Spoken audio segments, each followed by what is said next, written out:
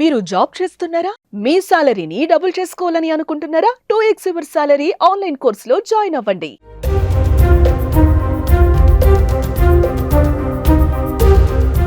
అంతర్జాతీయ అంతరిక్ష కేంద్రంలో చిక్కుకుపోయిన భారత అమెరికన్ వ్యోమగామి సునీతా విలియమ్స్కు మరోసారి నిరాశ ఎదురైంది.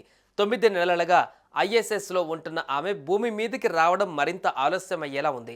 సునీతతో పాటు వెళ్లిన మరో ఆస్ట్రోనాట్ బచ్ విల్మోర్కు కూడా నిరీక్షణ తప్పడం లేదు.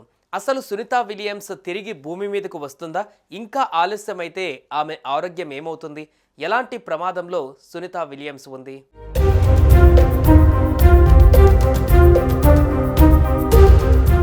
భారత సంతతికి చెందిన వ్యోమగామి సునీతా విలియమ్స్కు నిరీక్షణ తప్పదని తెలుస్తోంది. 3వసారి రోదస్సులోకి వెళ్లిన ఆమె మరో వ్యోమగామి బుచ్ విల్మోర్తో కలిసి దాదాపు 9 నెలలుగా అంతరిక్ష కేంద్రంలోనే చిక్కుకుపోయారు. ఈ క్రమంలో వారిని భూమి మీదకి తిరిగి తీసుకువచ్చేందుకు నాసా, స్పేస్ ఎక్స్లు ప్రయోగానికి సిద్ధమయ్యాయి. అమెరికాలోని ఫ్లోరిడా నుంచి 4 వ్యోమగాములతో ఫాల్కన్ 9 రాకెట్ బయలుదేరేందుకు క్రూ 10 మిషన్ను రెడీ చేశారు. ఈ సిబ్బందిని పంపిన తర్వాతే సునీతా విలియమ్స్, బుచ్ విల్మోర్ భూమికి తిరిగి తీసుకురావాలని భావించారు. కేప్ కెనావెరల్లోని కెనడీ స్పేస్ సెంటర్ నుంచి బుధవారం ఉదయం 7.48 ఈటీకి స్పేస్ ఎక్స్ రాకెట్ ప్రయోగించాల్సి ఉంది. 4 వ్యోమగాములలో 2 యుఎస్, 1 జపాన్, మరొకరిని రష్యా నుంచి ఎంపిక చేశారు. అయితే రాకెట్ లాంచ్ ప్యాడ్లో చివరి నిమిషంలో సాంకేతిక సమస్య తలెత్తడంతో స్పేస్ ఎక్స్ క్రూ 10 ప్రయోగాన్ని రద్దు చేసింది.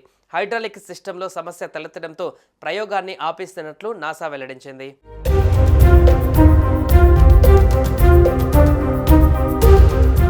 ఈ మిషన్ మళ్ళీ ఎప్పుడు ప్రారంభించబోతుందో కూడా ఇంకా ప్రకటించలేదు. సునీతా విలియమ్స్ 9 నెలలకు పైగా ఐఎస్ఎస్లోనే ఉంటున్నారు. ఇలా అంతరిక్షంలో ఏకబిగిన అత్యధిక సమయం ఉన్న తొలి మహిళగా సునీత రికార్డులకెక్కారు.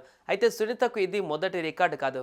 2006, 2007లో తన మొదటి స్పేస్ వాక్ సమయంలో ఆమె అంతరిక్షంలో 29 గంటల 17 నిమిషాల పాటు గడిపి ఇప్పటి వరకు అంతరిక్షంలో ఎక్కువసేపు స్పేస్ వాక్ చేసిన మహిళగా రికార్డు సృష్టించారు. అయితే ఇంతకాలం అంతరిక్షంలో ఉంటున్న సునీతా విలియమ్స్ను ఆరోగ్యంపైన నిపుణులు ఆందోళన వ్యక్తం చేస్తున్నారు. గురుత్వాకర్షణ లేకపోవడం వల్ల కండరాల ద్రవ్యరాశి, ఎముకల సాంద్రత రెండూ తగ్గుతాయి. అంతరిక్షంలో ఎముకలకు బరువు ఉండదు. అవి భూమిపై అనుభవించే అదే ఒత్తిళ్లకు లోబడవు కాబట్టి వాటి సాంద్రత తగ్గుతుంది. దీనివల్ల ఎముకలు పెలుసులుగా మారి ఇరిగిపోయేలా తయారవుతాయని ఎక్స్పర్ట్ చెబుతున్నారు. గురుత్వాకర్షణ శక్తి లేకుంటే కండరాలు వేగంగా బలహీనపడతాయి. ఎముకలు భూమిపై కంటే చాలా వేగంగా కాల్షియం వంటి ఖనిజాలను కోల్పోతాయి. దీని ఫలితంగా ఎముకల సాంద్రత, కండరాల బలం తగ్గిపోతాయి. భూమికి తిరిగి వచ్చినప్పుడు ఇవి ఆరోగ్యంపైన ప్రభావం చూపిస్తాయని నిపుణులు అంటున్నారు.